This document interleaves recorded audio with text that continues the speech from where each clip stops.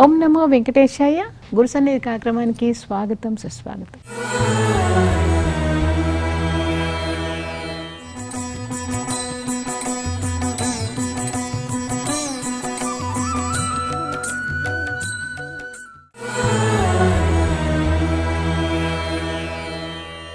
గురు సన్నిధి కార్యక్రమంలో మనము ఈరోజు భవిష్య పురాణం గురించి డాక్టర్ తాడేపల్లి పతంజలి గారితో అడిగి తెలుసుకుందాం. నమస్కారం గురు. నమస్కారం అమ్మా. యమునా తీరంలో ధర్మస్థలం అని ఒక పట్టణం ఉందట. అక్కడ గుణదేవుడు పేర్లు చూడండి ఎంత చక్కగా ఉంది. అంటే పేర్లతోనే పేర్లతోటే మనకి ఆ ప్రతీకాత్మం ఎప్పుడు కూడా పురాణం. ఎందుకంటే వేదోపబృంహకము అంటారు పురాణాన్ని. వేదోపబృంహకము అంటే వేదం చాలా మంది చదవలేరు, అర్థం కూడా చేసుకోలేదు. అర్థం చేసుకోవటం కష్టం. మరి అలాంటి వాళ్ళకి రెండవ స్థాయి పురాణం వేదోపబృంహకం. అంటే వేదాన్ని విస్తరించి వ్యాఖ్యానం చేస్తుంది. అంటే చక్కగా అర్థమయ్యేటట్లుగా ఒక కథలాగా విషయం చెప్తుంది అన్నమాట. అంటే వేదంలో ఉన్న విషయమే ఒక కథలాగా వ్యాఖ్యానం చేసి చెప్తుంది. అందువల్ల ఇక్కడ చక్కగా పేర్లు కూడా మళ్ళీ వేదం ధర్మం, ధర్మోదేవుడు, ఆ ధర్మదేవుడు అనేటువంటి చక్కగా ఆ గుణాధీపుడు అనేటువంటి రాజు పరిపాలిస్తూ ఉండేవాడు. ఆ గుణాధీపుడికి యొక్క పురోహితుడు హరిశర్మ. ఈ హరిశర్మ చక్కగా స్నానం, ధ్యానం, దేవీ పూజ ఇవన్నీ చేసుకునేటువంటి చక్కగా స్వభావం కలిగినటువంటి వాడు. అతని భార్య సుశీల, ఈ హరిశర్మ యొక్క భార్య. చక్కగా పతిసేవా పరాయణ. ఆ దంపతులకి ఒకే ఒక్క కొడుకు, అతని పేరు సత్యశీలుడు. అలాగే ఒకే ఒక్క కూతురు మధుమతి. చూడండి ఆ పేర్లు, సత్యశీలుడు, మధుమతి. అయితే తండ్రి వివాహం చేయడానికి సిద్ధమయ్యాడు తన కొడుక్కి. సిద్ధమైతే పురోహితుడికి చెప్పాడు. ఆ రోజు పురోహితుడు అని అంటే పురం అంటే ముందు ఏదైతే మంచి ఉందో ఆ మంచి చెప్పేటువంటి వాడు, మేలు కోరేటువంటి వాడు, రాజు యొక్క మేలు కోరేటువంటి వాడు, ప్రజల యొక్క మేలు కోరేటువంటి వాడు. అందుకని ఆయన పురోహితుడు అంటే రాగల మంచి చెడు ఇవన్నీ చెప్పి. అందువల్ల ఈ పురోహితుడు ఏం చేశాడంటే ఈ రాజకుమారుడి యొక్క వివాహం చేయటం కోసం పురోహితుడు వెళ్ళాడు. కొడుకు సత్యశీలుడు అదే సమయంలో నేను కాశీలో చదువుకుంటాను అని చెప్పి వెళ్ళిపోయాడు. ఆ సమయంలో ఒక బ్రాహ్మణ యువకుడు ప్రవేశించాడు ఆ ఊళ్ళోకి. అంటే పురోహితుడు లేడు, అసలు సత్యశీలుడు లేడు, ఒక బ్రాహ్మణ యువకుడు వచ్చాడు. అతను కూడా మంచి సత్ప్రవర్తన కలిగినటువంటి వాడు. అతని పేరు వామనుడు.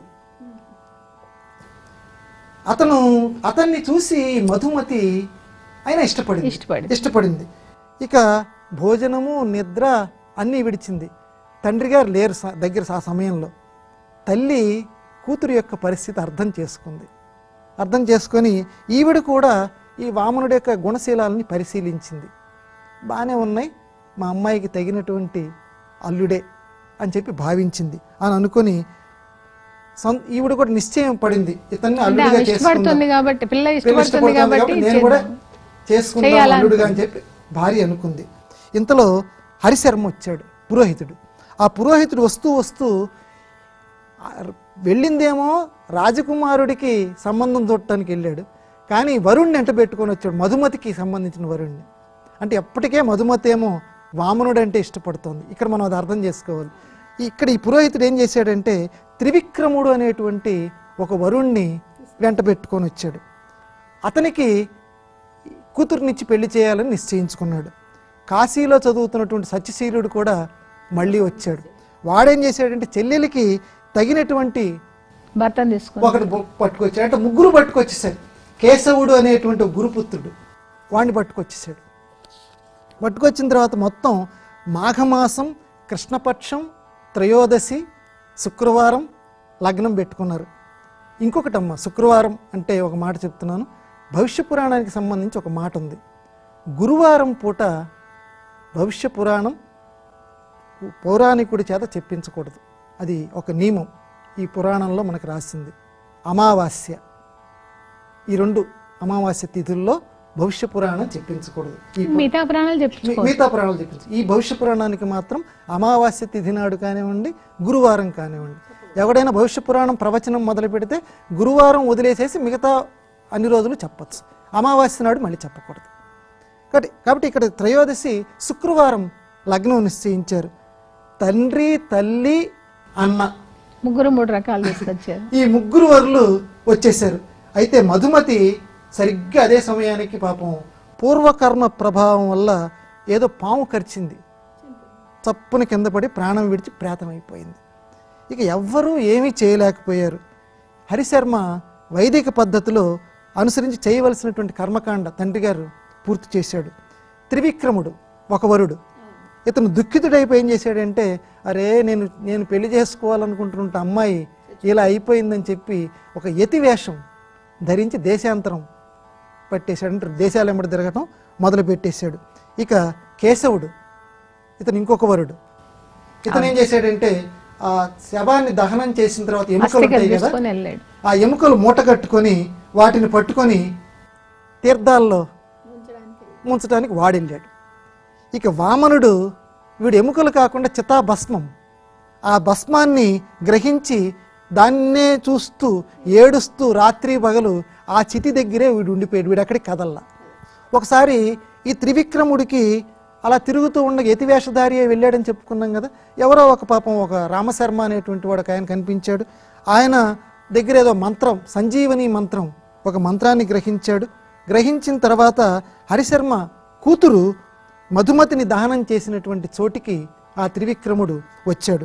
ఇక్కడ వీడేం చేశాడంటే, నా ప్రియురాలు నేను ఎవరినైతే వివాహం చేయదలుచుకున్నాను ఇక్కడ ఉంది కాబట్టి వెంటనే ఈవిడ్ని ఎలాగైనా సరే నేను బతికించాలి అని అనుకొని వీడేం చేశాడంటే త్రివిక్రముడు మంత్రప్రయోగం చేశాడు.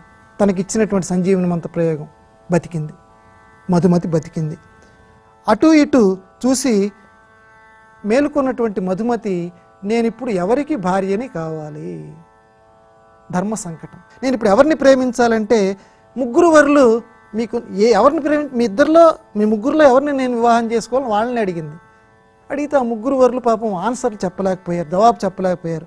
అప్పుడు బేతాళుడు అడుగుతున్నాడు విక్రమార్కుడిని, నువ్వు చెప్పబోయా ఇప్పుడు ఆ మధుమతి న్యాయంగా ఎవరికి భార్య కావాలంటే, ప్రాణదాత తుయో విప్రహ పితేన గుణతత్పరః అస్తి దాతా తుయో విప్రో భ్రాతృతుల్యః స వేదవిత్. బతికించినటువంటి వాడేమో తండ్రితోటి సమానుడు, అస్థికలు భద్రపరిచినటువంటి వాడేమో సోదరుడితోటి సమానుడు. కాబట్టి చితి వద్ద ఉండిపోయాడే, ఏడుస్తూ ఉండిపోయాడే, వాడే అసలైనటువంటి భర్త అని చెప్పి నిర్ణయం చేసేటమ్మా. ఒక ధర్మ సంకటం వచ్చినప్పుడు ఎవరు నిజమైనటువంటి భర్తగా మనం ఎన్నిక చేయాలో ఇలా మనకు చెప్తుంది.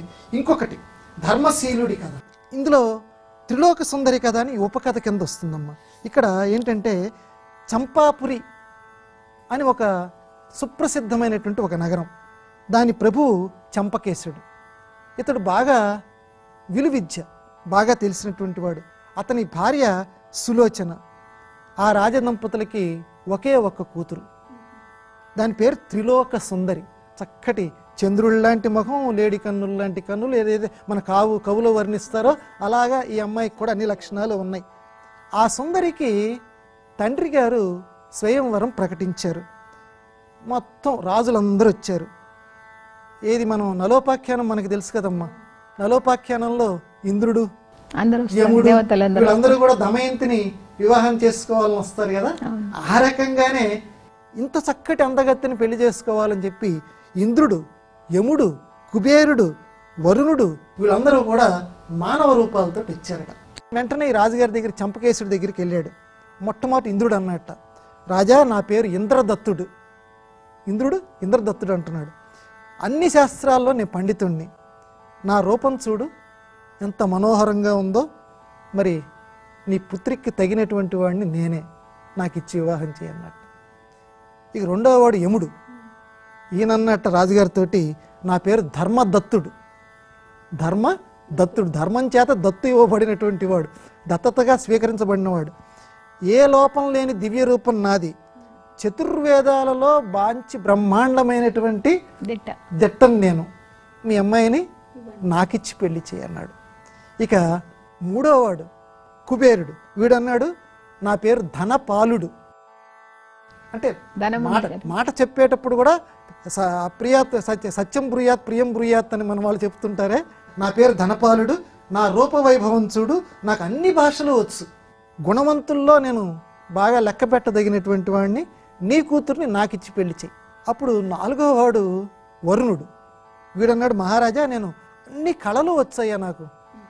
ఇక్కడ ఉన్నటువంటి వాళ్ళు వీళ్ళెవరికి అటువంటి కళలు లేవు, నాకు అన్ని కళలు వచ్చు.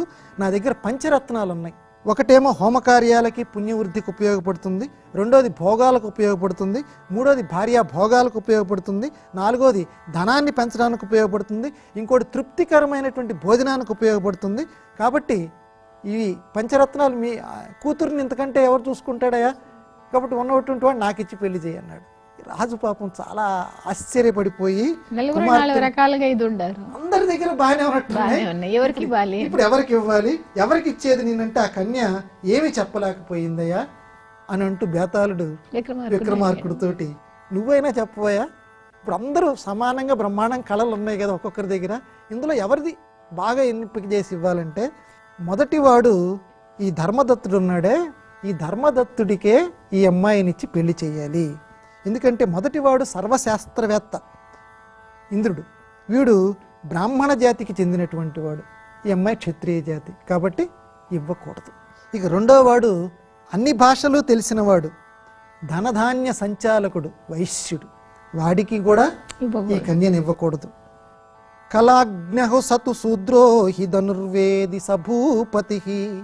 ఇక మూడవ వాడు ధనుర్వేద విద్వాంసుడు, సమజాతివాడు, అతో వివాహిత బాల ధర్మదత్తాయ శీలినే, క్షత్రియుడు. కాబట్టి ధర్మదత్తుడు అతనికే ఈ కన్యని ఇవ్వాలి.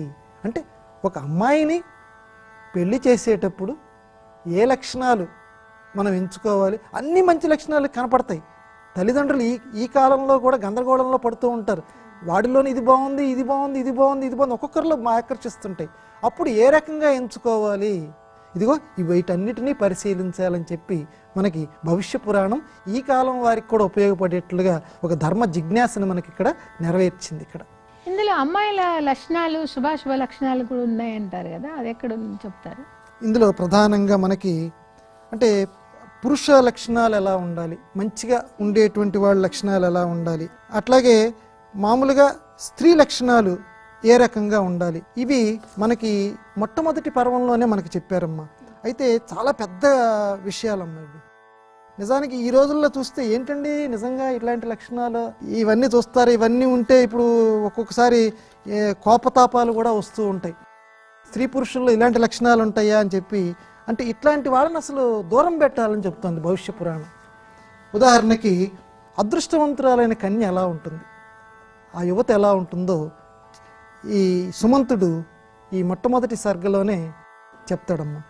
పాదాలు సమరేఖలు సమములు బలిష్టాలు మృదువైగా ఉన్నటువంటి కన్యక ఎర్రతామర వన్నె కలిగి ఉంటాయటమ్మా పాదాలు. ఇవి భోగాలను అనుభవించేటువంటి అదృష్టవంతురాలు అవుతుంది. మరి అదే యువతికి కరకుగా వంకరగా బలహీనంగా హెచ్చు తక్కువగా గనక పాదాలు గనక ఉంటే అది నిరుపేద అవుతుంది.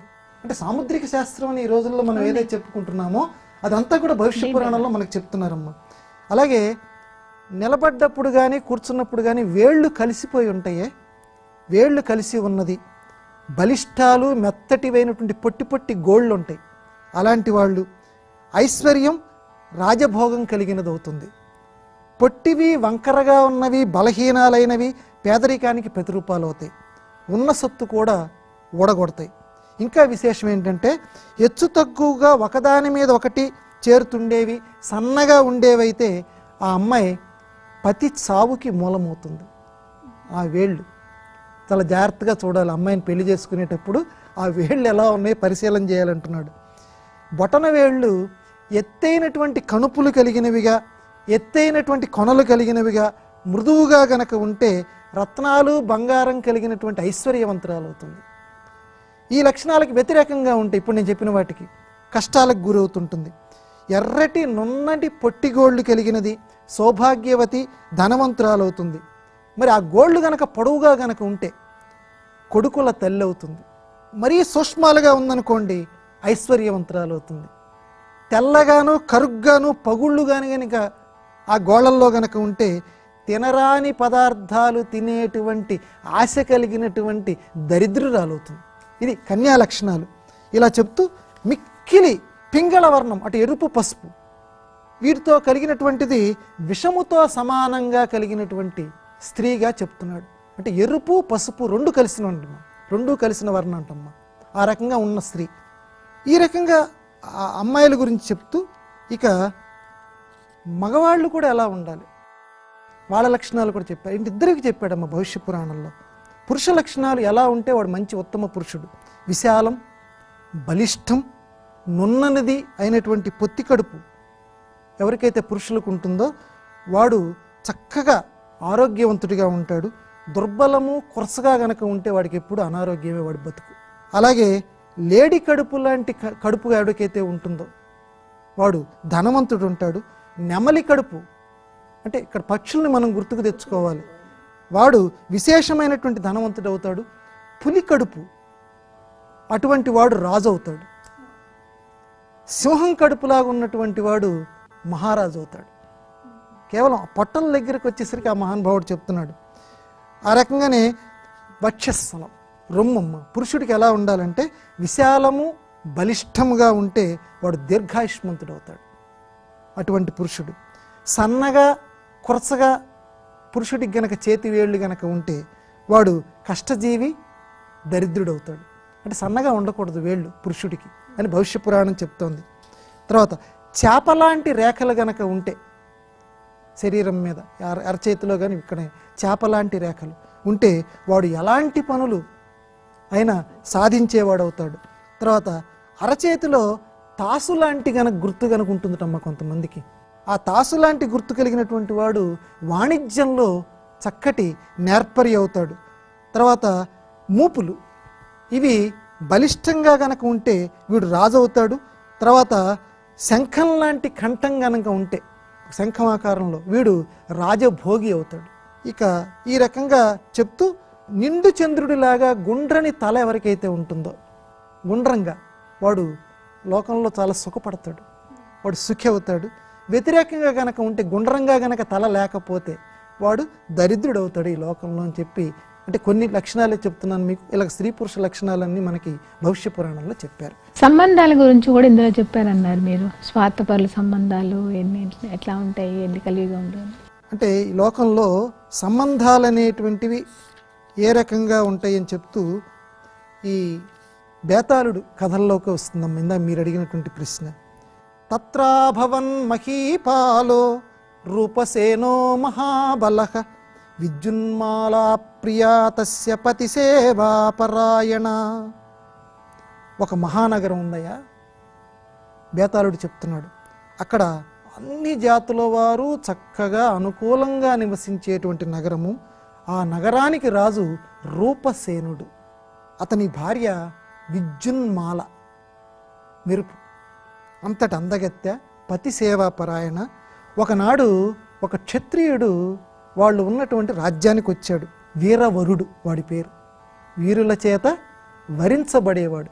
మన వాళ్ళు ఆ పదాల్ని కల్పించడంలో ఎంత గొప్పవారంటే మనం ఇప్పటికీ కూడా శుభలేఖల్లో వరుడు వేస్తాం, వధువు అని రాస్తాం. వరుడు అనే పదానికి అర్థం ఏంటమ్మా? శ్రేష్ఠుడు.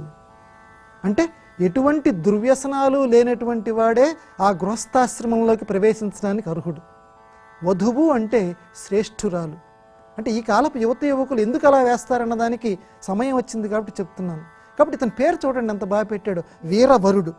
ఇతను వచ్చేట ఈ రూపసేనుడి దగ్గరికి వచ్చి, అయ్యా మా కుటుంబానికి నివాసము ఆహారము అనుగ్రహించాలి అని చెప్పి సవినయంగా కోరుకున్నాడు. అప్పుడు రూపసేనుడు దయతోటి ఒక ఇల్లిచ్చి ప్రతిదినము 1000 బంగారు నాణేలు ఈ వీరవరుడికి ఇవ్వండిరా అన్నట్టు. మరి దానం తీసుకునే వాళ్ళు ఎలా ప్రవర్తించాలి భవిష్య పురాణం చెప్తోంది. రాజుగారి దగ్గర నుంచి 1000 బంగారు నాణాలు వచ్చేసాయి కదా, వాటిని తనే ఖర్చు పెట్టుకొని లేకపోతే కొన్ని దాచిపెట్టుకొని ఇలా చేయొచ్చు కదా. కానీ వీరవరుడు ఏం చేసేటంటమ్మా, కొన్ని వైదిక బ్రాహ్మణులకి ఇచ్చేసేవాట. తనకి రోజు పంపించేటువంటి నాణ్యాలు అగ్నిహోమం చేస్తూ ఉండేవాట, దక్షిణలు ఇచ్చేవాడు. ఈ రకంగా కుటుంబ పోషణ చేస్తూ జీవించేవాడు. ఒకరోజు రాజుని పరీక్షించాలని చెప్పి శివుడు ఆ రాజ్యానికి సంబంధించినటువంటి రాజ్యలక్ష్మికి ఆదేశించట. రాజుకు చిన్న పరీక్ష పెట్టు అని.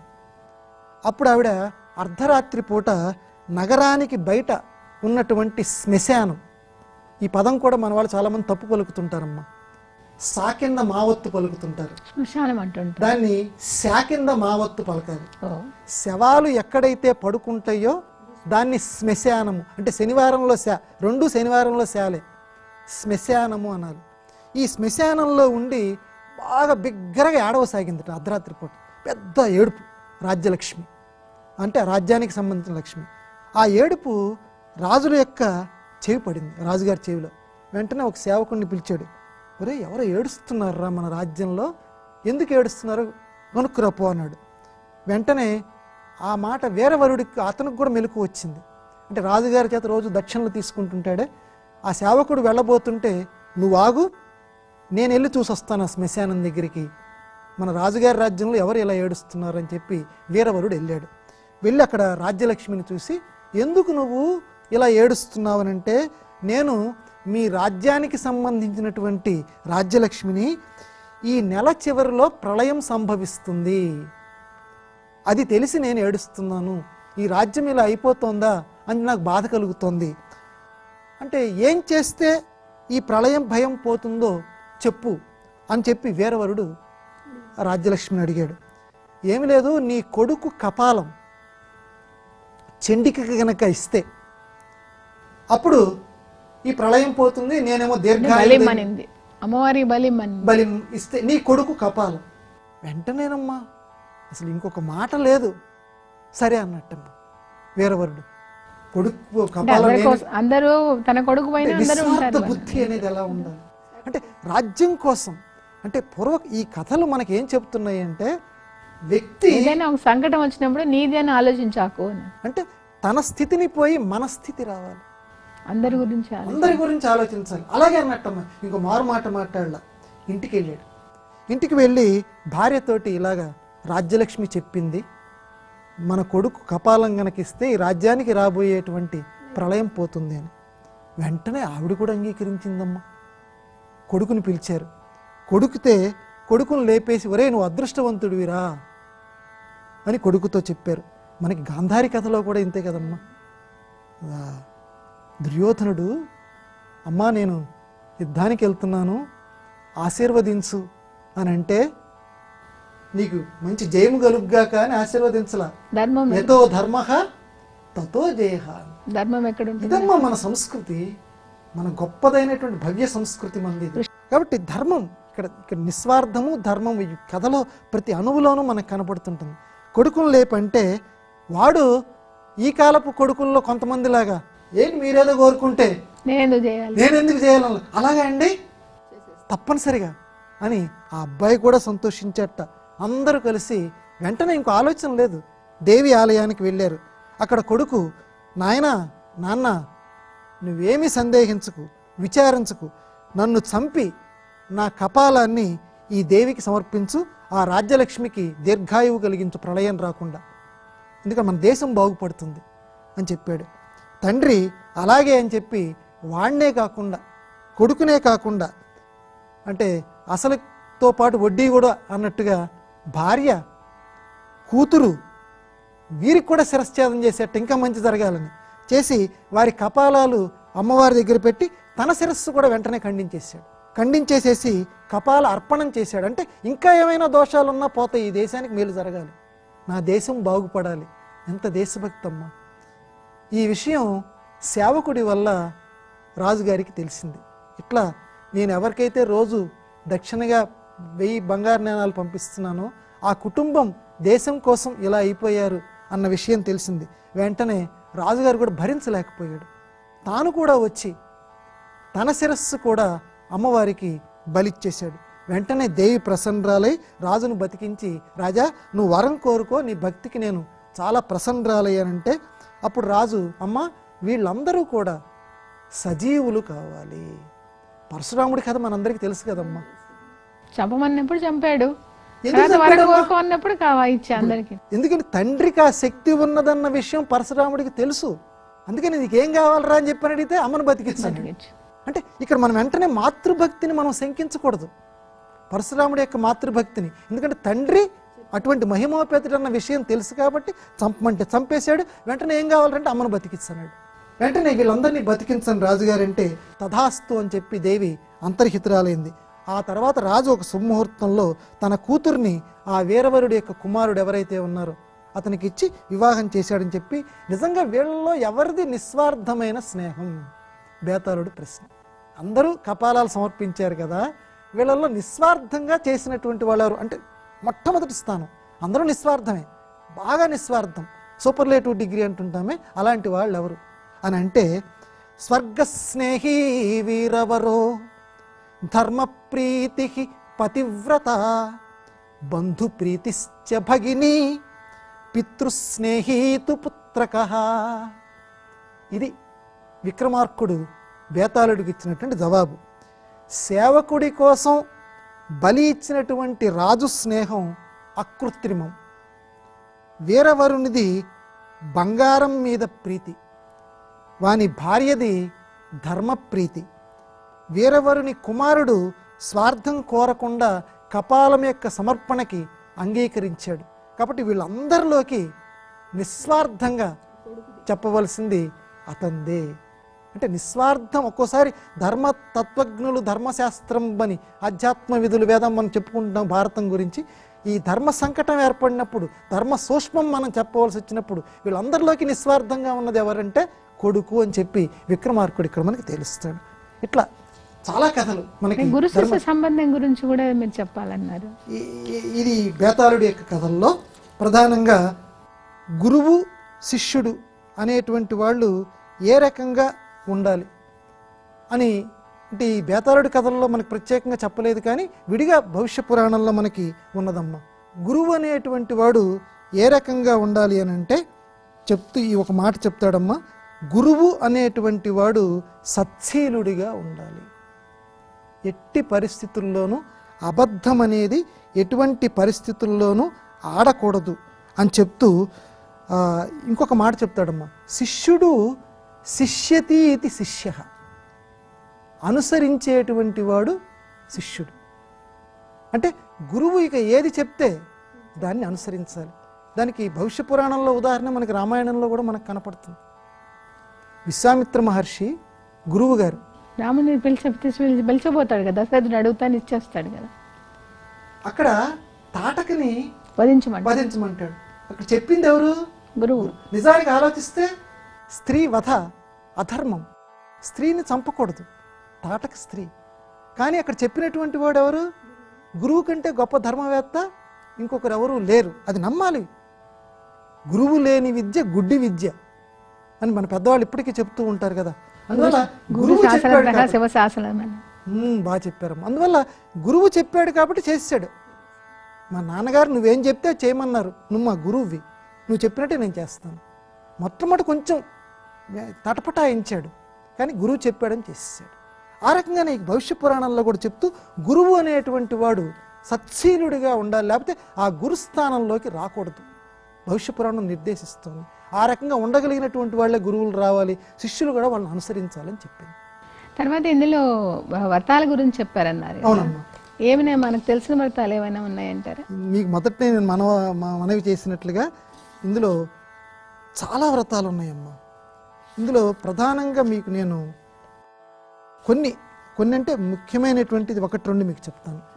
అంటే ఏనాడు ఎవరు విననటువంటి వ్రతం, సత్యనారాయణ వ్రతం, మామూలుగా ఇలాంటి వ్రతాలు అందరూ వింటుంటారు. సావిత్రి వ్రతం, వట సావిత్రి వ్రతం ఇలాంటివి అందరూ వింటుంటారు కదా. ఏనాడు వినటువంటి రంభా తృతీయ వ్రతం. ఇది సాధారణంగా లోకంలో ప్రసిద్ధి కాదు. ధర్మరాజు గారు అడుగుతాడమ్మా రంభా తృతీయ వ్రతం గురించి. ఈ కృష్ణ భగవాన్ని అడుగుతాడు ఈ భవిష్య పురాణంలో. ఈ స్త్రీలకి మంచి ఇంటి వాసం ఎలా దొరుకుతుంది, ఏనాడు విడుపు లేనటువంటి పతి ప్రేమ, అంటే మధ్య మధ్యలో భర్తలకు కొంచెం ప్రేమ విడుపు వస్తుంటుంది కదా, అలా విడుపు లేకుండా నిరంతరంగా పతి ప్రేమ ఉండాలంటే ఏం చేయాలి? అసలు కళ్యాణం అంటే శుభము. ఆ మహానుభావులకి మనం పెళ్లి చేస్తున్నామంటే మనందరికీ కూడా శుభం కలగాలని. అప్పుడు ఈ ధర్మరాజు గారు అడిగినటువంటి ప్రశ్నకి శ్రీకృష్ణ భగవానుడు ఈ రంభా తృతీయ వ్రతం చెప్తాడమ్మా.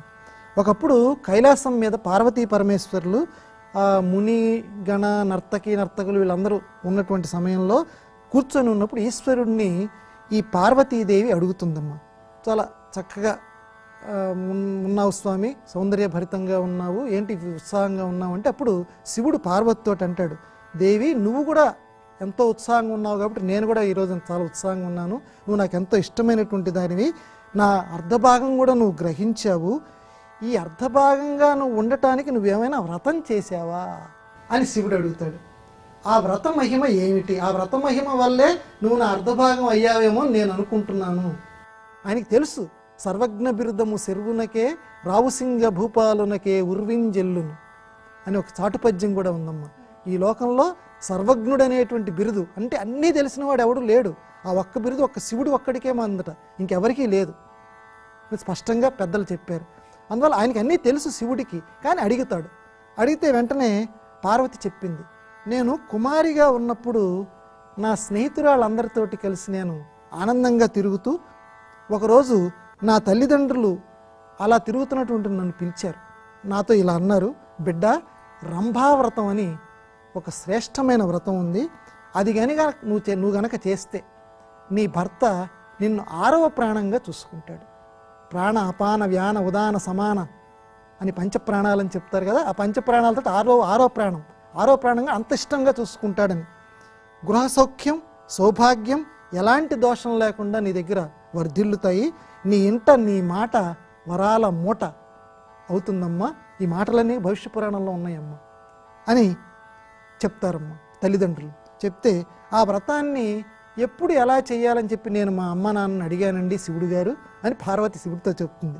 అప్పుడు మా అమ్మ చెప్పింది, శుక్లపక్షంలో తదియ నాడు స్నానం చేసి, అంటే ఏ నెలైనా కానీ ఏ నెలైనా శుక్లపక్షంలో తదియనాడు స్నానం చేసి 5 అగ్నులు స్థాపించాలటమ్మ.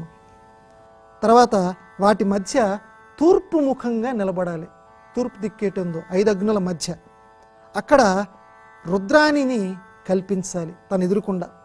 అంటే పార్వతీదేవి మళ్ళీ తనే నా రుద్రమర్చయ్యత్ అన్నట్టుగా మళ్ళీ అమ్మని చెప్తోందనమాట అండి.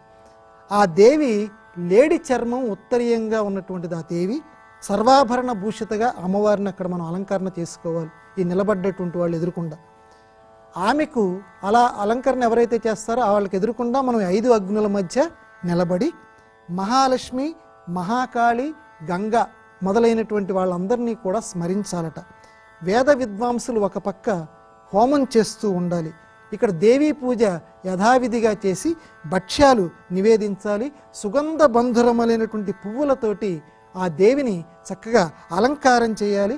తర్వాత ఆ రుద్రాణీదేవికి నమస్కరించి వేదేషు సర్వశాస్త్రేషు దివి భూమౌ ధరాతలే దృష్టశ్రుతశ్చ బహుః శంకావిరహితః తం శక్తిః త్వం సదా స్వాహ త్వం సావిత్రీ సరస్వతి సతిం దేహి గృహం దేహి సదేహి నమోస్తుతే అని నమస్కరించి ఆ రాత్రి అలాగే దేవీ పూజలతోటి రాత్రంతా చేయాలట. మేలుకొని చేయాలి. మర్నాడు దంపతులకి ఎవరైనా చక్కగా ఉంటారే ఆ దంపతులకి చక్కగా అమూల్యమైనటువంటి ఆభరణాలు, భోజనానంతరం ఆశీస్సులు పొందాలి. ఇదేనయ్యా రంభావ్రతం. దీన్ని చేయవమ్మా అని మా అమ్మ చెప్పింది. నేను ఆ వ్రతం చేశాను. వ్రతం పూర్తయిన తర్వాత అగస్త్యమునిని, లోపాముద్రని వీళ్ళని నేను పూజ చేశాను, వాళ్ళ యొక్క ఆశీస్సులు పొందాను. ఆ వ్రత ప్రభావంతో నిన్ను నేను భర్తగా నేను పొందానయ్యా అని చెప్పింది పార్వతీదేవి శివుడితోటి. ఓ ధర్మనందన, ఆ రంభావ్రతం గనక ఈ కాలంలో కూడా ఎవరైనా 5 అగ్నుల మధ్య నిలబడగలిగిన దమ్ము ఎవరికైనా ఉండి ఆ రుద్రాన్ని పూజ చేస్తే స్త్రీలు పురుషులు కూడా ఎడబాటు పేదరికం ఇవేవీ లేకుండా సిరి సంపదలతోటి శుభగృహ నివాసులతోటి ప్రేమమూర్తులై పుత్రపౌత్రాభివృద్ధితో రాణిస్తారు. అన్ని మాసాల్లోనూ చేసుకోవచ్చు, కానీ భాద్రపద మాసం ఈ రంభావ్రతం చేయటానికి చాలా అనుకూలమయ్యా. ఈ శుక్లపక్షం నాడు తదినాడు కానీ లేకపోతే చవితి నాడు కానీ ఆరంభించి ఈ రంభావ్రతం చెయ్యాలి. చక్కగా గోపదం, పాడి పశువు పాదాలు ఇంట్లో మన గో సంరక్షణ మన తిరుమల తిరుపతి దేవస్థానం వారు ఎలా చేస్తున్నారో ఆ పాదాలు కడగమని చెప్తోంది. అంటే పశువుల్ని ఆదరించమని భవిష్య పురాణం మనకు చెప్తోంది. సూర్యోదయ సమయంలో కడిగి రంభావ్రతం చేసేటువంటి వారు యథావిధిగా పూజించాలి. ధూప దీప నైవేద్యాలు అయిపోయిన తర్వాత ఆ గోవుకి ప్రదక్షిణ నమస్కారాలు చేయాలి. నూతన వస్త్రాలతోటి యథాశక్తిగా బంగారంతో గోవిగ్రహం చేయించి ఫల పుష్ప తాంబూరాదులతోటి దక్షిణతోటి ఆ విగ్రహాన్ని పురోహితుడికి ఇవ్వాలయ్యా. ఈ వ్రతం వల్ల సర్వధాన్య సమృద్ధి కలుగుతుంది అని ఈ వ్రత ఫలితాన్ని మనకి శ్రీకృష్ణ పరమాత్మ ధర్మరాజుకు చెప్పాడు. గురుగారు, ఇందులో తరిగొండ వెంగమాంబ వెంకటాచల మహత్యం కూడా ఈ భవిష్యత్ పురాణానికి సంబంధం ఉంది అని అంటారు. దాని గురించి చెప్తారా?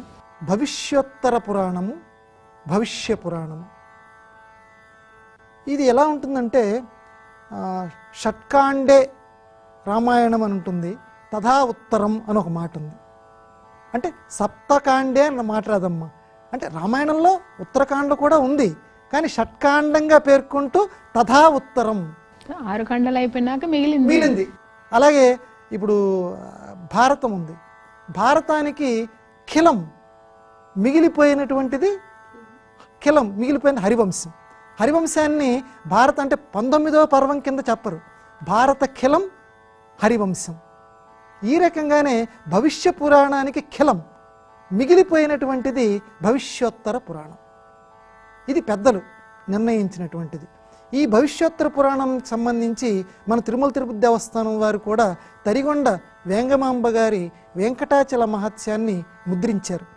ఈ ముద్రించినటువంటి పుస్తకంలో ఈ భవిష్యోత్తర పురాణంలో ఉన్నటువంటి 14, 15 అధ్యాయాలు ఏవైతే ఉన్నాయో వాటిని తరిగొండ వేంగమాంబ గారు చక్కగా ఈ వెంకటాచల మహత్యంలో యథాతథంగా ఈ 4-5 ఆశ్వాసాలమ్మ ఇప్పటికి కూడా మనం చూడొచ్చు. 4-5 ఆశ్వాసాలన్నీ కూడా భవిష్యోత్తర పురాణంలో ఉన్నటువంటి 14, 15 ఈ అధ్యాయాలన్నింటినీ కూడా ఆవిడ అనువదించింది. ఏమున్నాయండి ఆ 14, 15 అధ్యాయాల్లో భవిష్యోత్తర పురాణంలో అంటే లక్ష్మి హరితోటి ప్రణయ కలహం చేయటం, శేషాద్రి మనకు తెలుసు కదా భృగు మహర్షి ఆ రకంగా వక్ష తాడనం చేయటం చేత ప్రణయ కలహం రావటం, తర్వాత ఆయనేమో ఇక్కడికి రావటం, లక్ష్మీ అమ్మవారు కొల్హాపూర్ చేరటం, తర్వాత బ్రహ్మరుద్రులేమో ఆవు దూడల కింద మారటం, చోళరాజాంగనేమో ఈ గోపకుణ్ణి దండించటం, చోళరాజు పశ్చాత్తాపట్టం, వాల్మీకి తింత్రిణీ వృక్ష ప్రభావాలు దశరథ మహారాజుది మనవి చేశాను, తరిగొండ వెంగమాంబ గారు రాశారని చెప్పి అది ఇక్కడే వస్తుందమ్మా. ఈ భవిష్యోత్తర పురాణంలో ఉన్నదాన్ని వెంగమాంబ గారు ఇక్కడ అనువాదం చేశారు. అలాగే వరాహ శ్రీనివాస సంవాదం, స్వామివారి ఇద్దరు మాట్లాడుకోవటం, వకుళమాలిక వృత్తాంతం, ఆకాశరాజు గారి యొక్క వృత్తాంతం, పద్మావతి జననం, పద్మావతీదేవి యొక్క వనవిహారం, పద్మావతీదేవితోటి నారదుడు సంభాషించటం, శ్రీనివాసుడు నాకు తెలుసు కదా వెంకటాచల మహత్యంలో వేటకి వెళ్ళటం, అంటే ఎన్నిసార్లు తెలిసిందైనా స్మరించుకుంటే అది ఆనందం మనకి. తర్వాత హరి తన వృత్తాంతాన్ని చెలికత్తెలతో చెప్పటం, పద్మావతి హరి మీద తెలియక రాళ్ళు వేయటం, హరి ఏమో పాపం విరహతాపాన్ని పొందటం, హరి వకులతోటి తన విచారంతో అవకళమాతతోటి చెప్పటము, తర్వాత రామకథ హరి వకులకు చెప్తాడు. ఇది వెంకటాచల మహత్యంలో మనం ప్రత్యేకంగా చదువుకోవచ్చు రామకథని. అవునమ్మా. తర్వాత నారాయణపుర వర్ణన, హరి ధరణీదేవికి ఎరుకను గురించి చెప్పటం, తర్వాత పద్మావతి తల్లికి హరి వృత్తాంతం చెప్పటం, వకుళమాలిక ధరణీదేవితోటి సంభాషించటం, ఆకాశరాజు శ్రీహరికి శుభలేఖ పంపించటం, వకుళమాలిక హరికి శుభవార్తలు చెప్పటం, బ్రహ్మేంద్రాదులు సపరివారులై చక్కగా ఈ వివాహానికి రావటం, సిరిని తలచి అప్పుడు తనని విడిచి వెళ్ళిపోయింది కదా అప్పుడు హరి బాధపడటం, అప్పుడు కొల్హాపుర వాసిని అయినటువంటి ఆ లక్ష్మీదేవిని సూర్యుడు తీసుకొని రావటం, హరి లక్ష్మితోటి సంభాషించటం, తర్వాత మంగళ అభిషేచనము, కులదేవతార్చనం, హరి అప్పుడు కుబేరుడికి అప్పుపత్రం రాసి ఇవ్వటం, చక్కగా విందు భోజనం, సాయంకాల వర్ణనం, చంద్రోదయ వర్ణనము, శ్రీనివాసుడు బ్రహ్మాదులతో వివాహానికి తరలిపోవటం, పద్మావతి వెంకటేశ్వరుల కళ్యాణం. ఇవన్నీ కూడా భవిష్యోత్తర పురాణంలో ఉన్నటువంటివన్నీ కూడా వెంకటాచల మహత్యంలో మనం తరిగొండ వెంగమాంబ గారు రాశారు. చక్కగా శ్రీ కాంతాయ నిధయ అని చెప్పంటగా భవిష్యోత్తర పురాణం గురించి. గురువుగారు, ఇందులో నాగులకు సంబంధించి నాగపంచమి వ్రతం ఉందని అంటారు కదా, ఆ వ్రతం ఏమన్నా మీరు చెప్తారా? అలాగేనమ్మా. ఇందులో మనకి భవిష్య పురాణంలో చిట్ట చివరి సర్గలో మనకి ఈ నాగపంచమి వ్రత వర్ణన కూడా మనకి చేశారమ్మా. పంచమి నాడు ఎవరైతే ఈ నాగుల్ని అభిషేకిస్తారో, చక్కగా వాళ్ళ వంశం వారందరికీ కూడా నాగుల వల్ల అభయం లభిస్తుంది అని భవిష్య పురాణం మనకు చెప్తోంది. ఎందుకంటే మనందరికీ తెలుసు మహాభారతంలో ప్రసిద్ధమైనటువంటి కథ ఏది, కద్రువ వినతల కథ మనకు ఉంది కదా. మళ్ళీ ఆయన మళ్ళా పాముల్ని జనమేజయుడు చేసేటప్పుడు కూడా మళ్ళా జరత్కారిణి వస్తుంది, ఆయన కొడుకు చెడుగుతారు. అదంతా కూడా మళ్ళీ భవిష్య పురాణంలో మనకి యథాప్రకారంగా వస్తుందమ్మా. ఆ కథ అంతా అయిన తర్వాత, ఈ ప్రసిద్ధమైనటువంటి కథ అంతా అయిన తర్వాత ఈ నాగులందరూ కూడా వాసుకి, అందులో ప్రధానమైనటువంటి వాడు వాసుకి, అతను దుఃఖం భరించలేక మూర్ఛిల్లిపోతాడమ్మా. అంటే ఈ యాగం జరుగుతున్నప్పుడు, సర్పయాగం జరిగేప్పుడు అప్పుడు బ్రహ్మ వచ్చి ఓదార్చి, నాయనా నువ్వేమి బాధపడకు, జరత్కారుడు అనేటువంటి ఒక ముని ఒకడు ఉన్నాడు నాయన, వాడు అతనికి నీ చెల్లెలు జరత్కారువునిచ్చి పెళ్లి చేయటం జరుగుతుంది, వాళ్ళకు కొడుకు పుడతాడు, అతని పేరు ఆస్తికుడు. ఆ ఆస్తికుడు వెళ్ళి జనమేజయుడి చేతికి అన్ని బోధించి సర్పయాగానికి ఆపిస్తాడు. కాబట్టి అది పంచమి నాడు జరుగుతుంది. అది నాగపంచమి. మనం నాగపంచమి ఎందుకని నాగపంచమి మనం చేసుకుంటామంటే ఈ సర్పయాగం ఆపించడం అనేది నాగపంచమి నాడు జరుగుతుందని చెప్పి భవిష్య పురాణంలో చెప్పబడింది. అందుకని మనందరం కూడా నాగపంచమి చేసుకుంటాం. జరత్కారునే కదా మన మానసాదేవి అని కూడా ఉంటాము. మనము మన హరిద్వార్లో ఆమెను చూస్తాము. అవునమ్మా, ఇది నాగపంచమి గురించి మన భవిష్య పురాణంలో చెప్పింది. ఇంకొకటి కూడా ఉందమ్మా, యమదర్శన త్రయోదశి. ఇక్కడ నరకానికి వెళ్ళనక్కర్లేకుండా ఎవరైతే మనసులో భావిస్తారో వాళ్ళందరూ ఈ యమదర్శన త్రయోదశి వ్రతం చేయాలని చెప్పి చెప్తారమ్మా భవిష్య పురాణంలో. ద్వారకలో శ్రీకృష్ణుడు స్వయంగా చెప్తాడు, నేను ద్వారకలో ఉన్నటువంటి సమయంలో ఒకసారి నేను సముద్ర స్నానం చేసి గట్టు మీదకి వెళ్ళాను. ఆ సమయంలో సాక్షాత్తు సూర్యుడిలాగా కనపడుతున్నటువంటి ఒక ముని నా దగ్గరికి వచ్చాడు. ఆయన పేరు ఏమిటని అడిగితే ముద్గలుడు అని చెప్పాడు నాతోటి.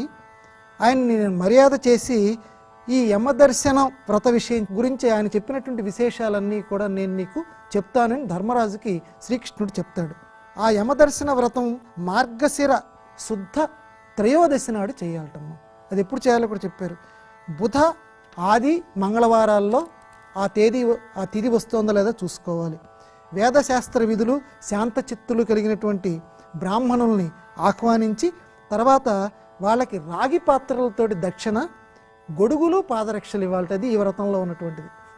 ఇక్కడ మనం పాదరక్షలు మొట్టమొదటి మనం చెప్పుకున్నాం, యముడికి సంబంధించి పాదాలకి అందువల్ల పాదరక్షలు ఇవ్వాలటమ్మా తప్పనిసరిగా. అంటే చెప్పులు దానం చేస్తే ఇటువంటి ఫలితం కలుగుతుంది, చక్కటి ఫలితం అని. ఓం నమః శనైశ్చరో మృత్యు దండహస్తో వినాశక అభావ ప్రళయ సౌరి దుఃఖఘ్న శమనో అంతక అని పలుకుతూ వాళ్ళని అనుసరిస్తూ తను ఎవరైతే దానంగా చెప్పులు ఇస్తాడో ఆ చెప్పులు ఎవరైతే వేసుకున్నటువంటి వాళ్ళ వెనకాల ఈ వ్రతం చేసిన వాళ్ళు ఇప్పుడు నేను చెప్పినటువంటి మంత్రం చదువుతూ అడుగులు వేయాలటమ్మా ఈ వ్రతానికి సంబంధించి. ఇలా ఎవరైతే వ్రతం చేస్తారో నియమనిష్టలతోటి వాళ్ళు కాలానుసారంగా మరణించినప్పటికీ, ప్రతి వాళ్ళకి మరణం తప్పదు, మరణించినప్పటికీ వాళ్ళు నా నగరానికి రారు అని యముడు ఈ వ్రతంలో మనకి చెప్తాడమ్మా. ఇది చెప్పులు దానం చేస్తే నరకానికి పోరు, చెప్పులు దానం చేయాలి. అది మామూలుగా కదా ఈ వ్రతం సంబంధించి మార్గశిర మాసం త్రయోదశి బుధవారము రావాలి. అవునమ్మా. గురుగారు చాలా బాగా విపులీకరించి భవిష్యత్ పురాణాన్ని అందులో మీరే రాశారు అని అన్నారు. అలాంటి పురాణాన్ని మరి ఈ ప్రేక్షకులకు అందరికీ మీరు చెప్పి చాలా బాగా చెప్పారండి, విపులీకరించి. ధన్యవాదాలు. అవకాశం ఇచ్చినటువంటి SCBC ఛానల్ వారికి, ప్రధానంగా చక్కటి ప్రశ్నలు అడిగిన మీకు కూడా ధన్యవాదాలు. చూశారు కదా భర్తని ఎలా ఎంచుకోవాలి అని. తర్వాత మనము మన లాభం కోసం కాదు, ఎప్పుడు అందరి కోసం పాటుపడాలి, నిస్వార్థంగా ఉండాలి అని, గురువు సచ్యుడై ఉండాలి, శిష్యుడు ఆయన్ని అనుసరించాలి అని, ఇలా అనేక ఈ పురాణం గురించి చాలా బాగా చెప్పారు. అవన్నీ మనం అనుసరించాల్సినవి. ఇది ఈనాటి గురు సన్నిధి కార్యక్రమం. ఓం నమో వెంకటేశాయ.